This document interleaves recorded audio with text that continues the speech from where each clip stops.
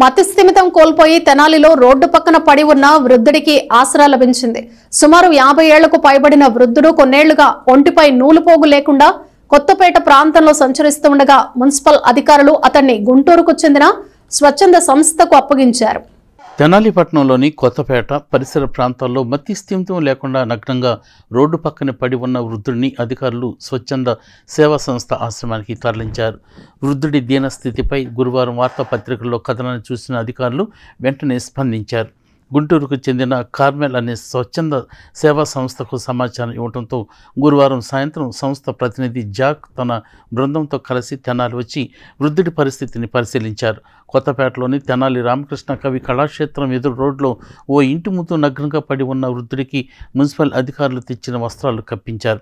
One town పోలీసుల నుండి NOC తీసుకుని మున్సిపల్ కమిషనర్ బండి Seshanna, MHO doctor KH Nirmala సమక్షంలో తమతో పాటు తీసుకువెళ్లారు. వారు తీసుకువెళ్తున్న సమయంలో ఆ వృద్ధుడు వండికేసినప్పటికీ బుజ్జగించి కారులో ఎక్కించి పంపారు. దీనిపై కమిషనర్ శేషన్న మాట్లాడుతూ ఎవరికి వారు మానవత్వంతో స్పందించి ఇటువంటి వారికి అండగా నిలవాల్సిన అవసరం ఉందని అన్నారు.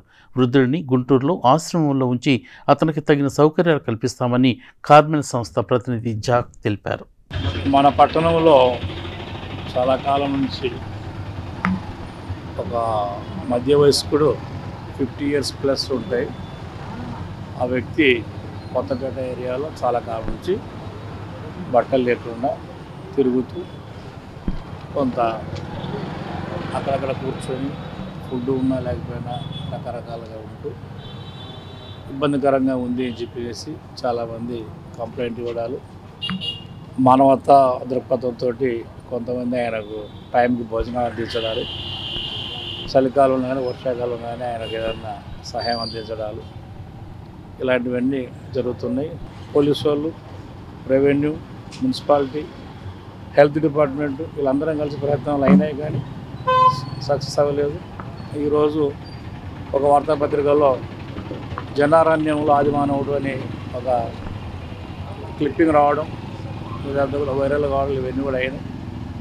దానికి అనుగుణంగానే కార్మెల్ సేవా సమితి అని ఒకరు ఉంటారు. వారిని సంప్రదించే రోజు వారు వచ్చారు ఇక్కడికి. అది ఒక సేవా సమితి. వాళ్ళు అడిగింది ఏంటంటే పోలీస్ డిపార్ట్మెంట్ ద్వారా మాకు ఒక ఎన్ఓసి ఇవ్వాలనేసి వాళ్ళు అడిగారు. వన్ టౌన్ సిఐ గారు ఈ పరిసరాలన్నీ కూడా గమనించి, ఈ పరిస్థితులన్నీ కూడా గమనించి అతను ఎన్ఓసి ఇచ్చారు.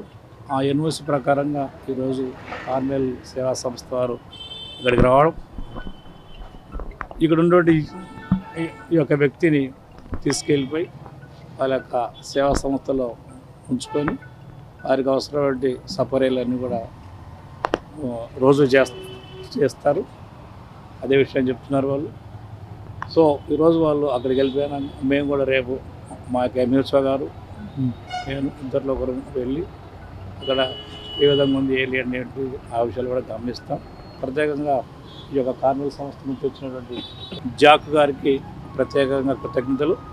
సో ఇలాంటివి ఏదైనా కనుక అందరం కలిసి ఈ యొక్క కార్యక్రమంలో ప్రింట్ అండ్ ఎలక్ట్రానిక్ వారు కూడా చాలా సహనంతో ఈ విషయాన్ని వారు కూడా 10 మంది ముందు ఉంచుతున్నారు. ఉదయం మధ్యాహ్న సమయంలో డాక్టర్ గారు మమ్మల్ని సంప్రదించి మమ్మల్ని ఇలా ఒక వ్యక్తి రోడ్ ప్రక్కన ఉన్నాడు, అతనికి సహాయం కావాలని అడిగినప్పుడు మేము వారితో ఆ వ్యక్తిని గురించి పూర్తి వివరాలు తీసుకొని ఆయనని ఆశ్రమానికి చేర్చాలంటే మనకు పోలీస్ నుంచి ఎన్ఓసి కావాలని అడిగినప్పుడు వారు వెంటనే స్పందించి ఆ లెటర్ గిట్ అంతా సేకరించి మాకు పెట్టిన వెంటనే మేము అక్కడి నుంచి ఆ వ్యక్తిని తీసుకెళ్ళడానికి వచ్చాము. ఈరోజు ఈ సమయం ఆ వ్యక్తిని మాతో పాటు ఆశ్రమానికి తీసుకెళ్ళి ఆ ఆశ్రమంలో ఇంకా ఇలాంటి వాళ్ళు ఒక 90 మంది వరకు ఉన్నారు. వారందరికీ కూడా ఇట్లాగే రోడ్ల పక్కన అక్కడిక్కడ ఉన్న పరిస్థితిలో వారిని ఆశ్రమానికి చేర్చడం జరిగింది. వీరందరికీ కూడా దేవుని యొక్క సహాయం వలన వారికి వస్త్రాలు, భోజనము, తర్వాత